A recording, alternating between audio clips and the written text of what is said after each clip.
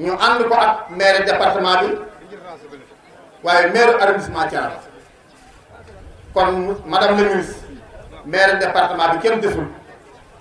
mais maire arrondissement bi kenn desul mais au conseil nekk ci département Thiès yëpp ñëpp ñëw nañu même ñu nekkul bokk département Thiès ñëw nañu xam na ne tey man maa aye kon dañuy sant yàlla bu baax di julli ci Seydina Muhammad sallallahu alayhi wa sallam dafa am loo xam ne boo ko amee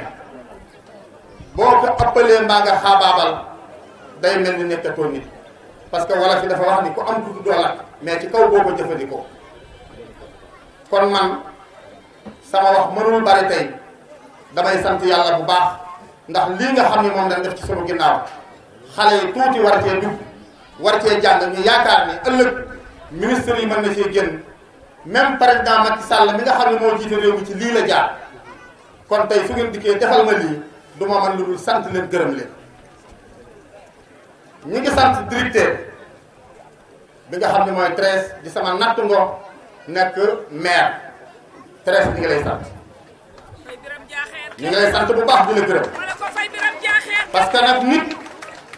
am na loo xam boo ko dee dénk nit da nga koy dénk ko mat mais da nga koy dénk ko am fayda léegi la président Macky Sall dénk mat nga ko xam nga kon ñu ngi lay sant bu baax di la gërëm di la xamal ni ñun ñi nga xam ni ñoo nekk ci ginnaaw président Macky Sall di ko jàppale teg nañ la bët xool nañ li ngay liggéey parce que nag am na loo xam soo ko deful woon fii nga toog tey doo fi toog parce que président Macky Sall ko am fayda la ko xam li muy def la kon ñu ngi lay sant di la gërëm ni mu tànn madame le ministre ba tey mu mën a toog fii représenté ko fi kon moom itam jikko jooju la yor fayda jooju la yor waaye jom jooju la yor kon yow itam ñu ngi lay sant bu baax di la gërëm di sant nag monsieur le gouverneur ndax maa ngi ñoom ñoo ànd tey dalal gan représentant di absent mi ngi fi toog di sant bu baax sous-préfet Madoune Mboup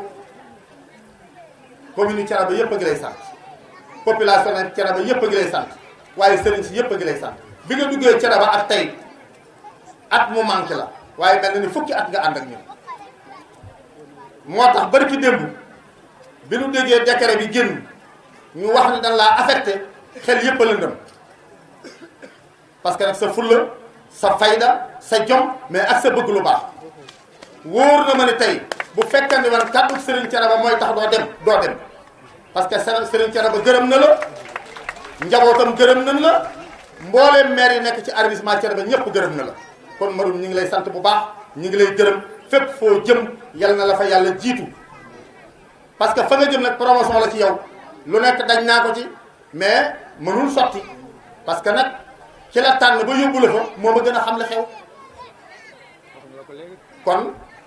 wax ji maa ngi koy guddal parce que li ma waxal léegi ni ku am kudd doo lakk am na lu ne ci sama ginnaaw loo xam des ma koy waxal am na loo xam ne kenn du ko waxal sa bopp waaye li ma mën a xam daal mooy kontaan naa fa kontaan commencé ba fa mu yem ndax sama nawle yi nga xam ni ñoo déplacé wu ci bëccëg ba léegi ànd ak man di accueillir gan ñi mënuma leen a fay kon maa ngi sant yàlla bu baax di julliwaat ci Seydina Muhammad sallallahu alayhi wa sallam di bég bu baax nag ci lii ngeen ñu may fii muy Casse-Tout Petit bi suñuy njaboot doon ko dabu ji feneen foo xamante ni àndul ak sécurité te ku ne xam na njaboot ni mu mel ci xolu waajuram ku ne xam na sàkku xam-xam bu ci ndaw amul fondation bu baax ni muy sooxee ku ne xam na loolu kon bu ngeen yëkkatee lii may ñu ko may ngeen ñu sécurité may ngeen ñu xam-xam ndax sécurité bi mooy xale yi dootuñu ko jéggaani bay traversé tali waaye dootuñu ñàkk itam départ bay manqué xam-xam kon sëriñ bi am na mbégte bu baax ci loolu. Madame la ministre, en venant à cette inauguration,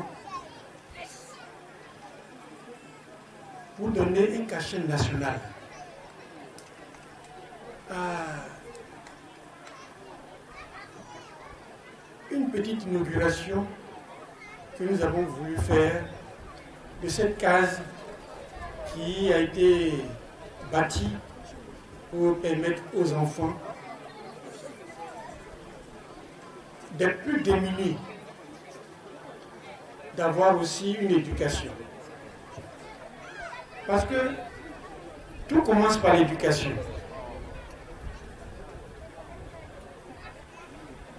Et il n'y a pas que les enfants des nantis, il n'y a pas que les enfants des bourgeois qui doivent pouvoir réussir. Un enfant qui, dès son jeune âge,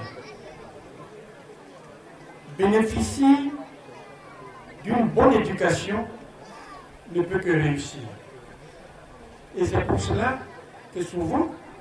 les enfants des nantis réussissent. Et il faut donner cette chance à tout le monde. C'est pourquoi la fondation NCA a été créée à cet effet. Le groupe NCA se considère comme un groupe citoyen qui doit participer au développement des pays ou de son implantation. Nous sommes arrivés au Sénégal depuis 2002. Le Sénégal nous a accueillis et le Sénégal fait la fierté du groupe.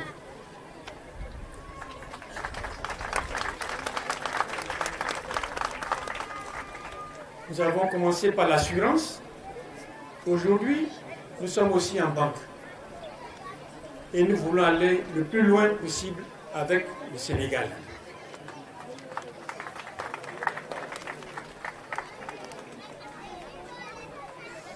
Monsieur le Président du groupe NCA Fondation, Monsieur le Président Amadou Kane, un ami que je connais depuis 1985, je crois, et nous ne sommes plus quittés depuis cette date. Il est aujourd'hui administrateur du groupe NCA, des sociétés NCA, de la banque NCA, de toutes les banques NCA, et il a accepté de présider la fondation parce qu'il a compris comme nous que ce que nous avons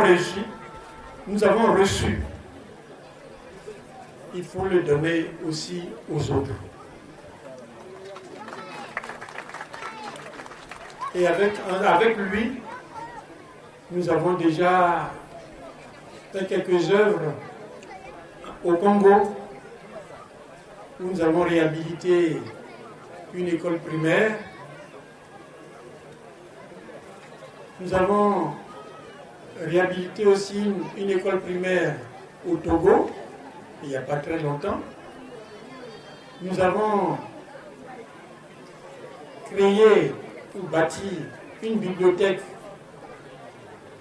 en Guinée-Conakry et beaucoup d'autres actions ont été menées dans différents pays comme la Côte d'Ivoire et d'autres sont encore en cours comme au Gabon, au Bénin, à Bissau. Et nous ferons en sorte que ce que nous avons reçu, nous puissions le donner aussi aux populations les plus défavorisées.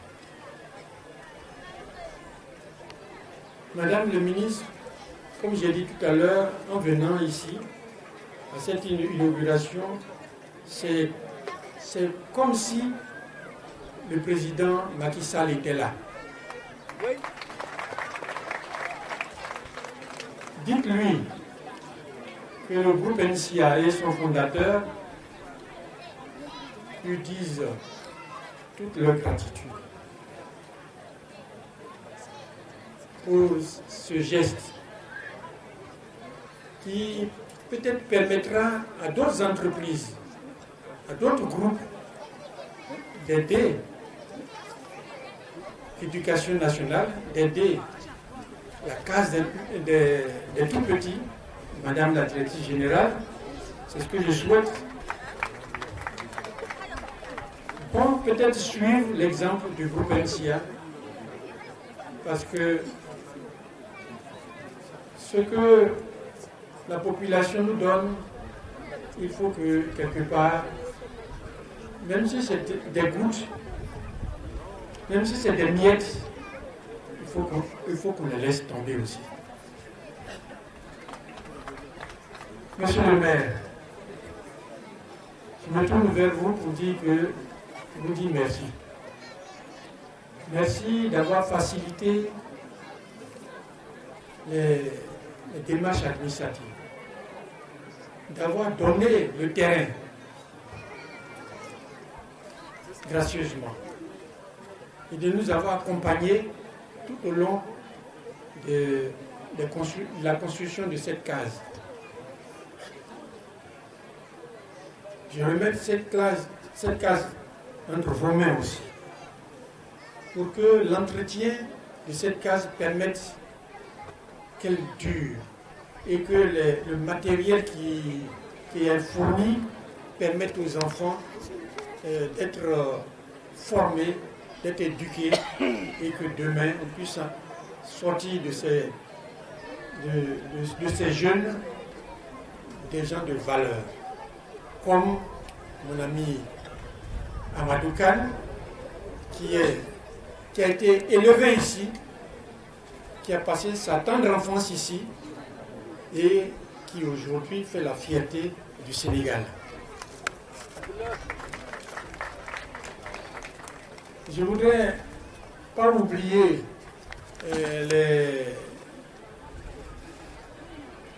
les responsables du groupe NCA au Sénégal, NCA Assurance, NCA Assurance Vie, NCA Banque, parce qu'ils ont accompagné cette opération avec leur enthousiasme. Ils ont facilité les choses et la Fondation vous remercie par ma voix. Je voudrais remercier aussi les membres de la Fondation qui sont venus avec moi, son directeur exécutif. Et puis, je n'oublie pas son compagnon de tous les instants. Donc yar xale ak defar xale loolu moo tax fondation bi di def action yu mel nii ci Sénégal depuis 2002 ba léegi man fi teew Sénégal léegi demoon neen ñoo ngi nekkoon ci assurance dem nañ ba nga xamante ni ñoo ngi ci banque ak yeneen am nañ yeneen i projet yoo xamante ni biir Sénégal la nekk wante projet yooyu yëpp liñ ci mébét moo di luñ ci mën ci def rek bu juree lam jur ñu ne lii kat pour entreprise bi la wante nag communauté bi nga xamante ni ci entreprise bi nekk ñu xool lan lañ ci mën a jariñoo ñu delloo leen ko mu doon seen njukkal te li ci raw mooy danga ko jëmale ci wàllu éducation bu loolu jàllee nag vraiment sant na gërëm na bu baax madame le ministre ndaxte nee na kat moom ni mu gisee woon moo di inauguration bu ndaw rek la woon xalaatul woon ni madame le ministre dana jël temps pour ñëw teewe ko loolu moo tax moo ngi koy gërëm bu baax bu weesoo ngërëm loolu moo ngi koy jël tamit ngërëm li di ko teg ci loxo président Macky Sall ndaxte bu la remercier ba ngi mel ne président Macky Sall la remercier lii ñu def defaluñ ko kenn ku dul président Macky Sall ndaxte loolu yëpp yokkute réew mi la ak développement koom-koom ak yareenu xale loolu aussi ñoo ngi ciy gërëm ñoo ngi leen di sant ci loolu bu baax a baax def lii ñu fi def nag ci fondation bi def nañ ko yeneen i réew yu dul Sénégal def nañ ko Congo def ko Togo def ko Guinée te loolu yëpp day wane rek yëngatu fondation bi pour njariñal doomu aadama yi. di wax ne tey exemple bu rëy la fondation NCA jox tey fii ci Sénégal wane ne l'état ne peut pas tout faire wane ne état mënul def fu nekk rek mu dugal fa loxoom waaye de bonne volonté comme la fondation NCA ñoo tey indi participation indi une grande contribution dans la prise en charge de la petite enfance. Monsieur le Président, on vous remercie beaucoup en mon nom personnel et au nom de toute la communauté sénégalaise. ñu ngi am mbégte bu rëy parce que tey jii acte bi ñu teg acte bu am solo la parce que bu ñu waxee rek dañu teg case tout petit ñu ngi construire avenir suñu réew ñu ngi jàppale xale yi te jàppale xale yi jàppale nga réew mi parce que réew mi nag bu jëmee kanam c'est parce que ñi nga xam ne ñoo suñu yaakaar ëllëg dañ leen jàppale dañuy éducation bu baax am formation bu baax am ay valeurs yu sûres pour que Sénégal ëllëg am ay dignes fils de ce pays comme suñu président Amadou Kane nga xam ne ci exemple la suñu ñu koy naan bu baax di ko remercier. tey jii li xew fii Thiénaba exemple bu ñu war a multiplier la ci réew mi exemple bu Sénégal yi war a xool la ku ci ne fa nga nekk bu indi si contribution si développement réew mi def naa réew mi dina jëm kanam bu baax. Parce que dans sa vision de faire du Sénégal un pays émergent, le président a lancé un appel à tous les citoyens, à tous les Sénégalais, à tous les Sénégalaises, pour que chacun apporte sa contribution dans ce développement. Parce que tout le monde peut y contribuer de sa manière, ak fi mu toll ak fi mu toog ku ci ne mu ngi indi sa pierre à l'édifice. tey nag exemple comme ni ko waxee léegi ñu sant bu baax di ci gërëm di ñaan yàlla suñu borom ñu inauguré ko si jàmm. teg ko ci loxo ñi nga xam ne yaakaar nañ ci ñoom ne dañ ko jàpp dañ ko war a jàppee parce que bu ñu Thiénaba ne jàngale ak former ay xale defe naa yàquñu ko parce que fii nag fii la safee ndax fii nag loolu rek mooy seen tax ñu nekk loolu mooy si existence parce que dëkku diine la te bu ñëwee diine nag ay valeur tax ñuy wax taxawaay bu dëgër mooy tax ñuy wax waaye jàngale ak xamle tamit loolu tam seen domaine la kon ñu sant bu baax di gërëm bu baax di wax ne vraiment ngeen ko toppatoo ngeen ko entretenir mu ngeen ñaanal aussi waa fondation NCA bu ëllëg ci Sénégal ñu leen di woo feneen ak feneen ñu mën def lu mel nii parce que loolu lañ soxla Sénégal pour que Sénégal en 2035 soit au rendez-vous de la chance maa ngi leen bu baax di sant woon allahumma salli ala sayyidina Muhammad wa sallam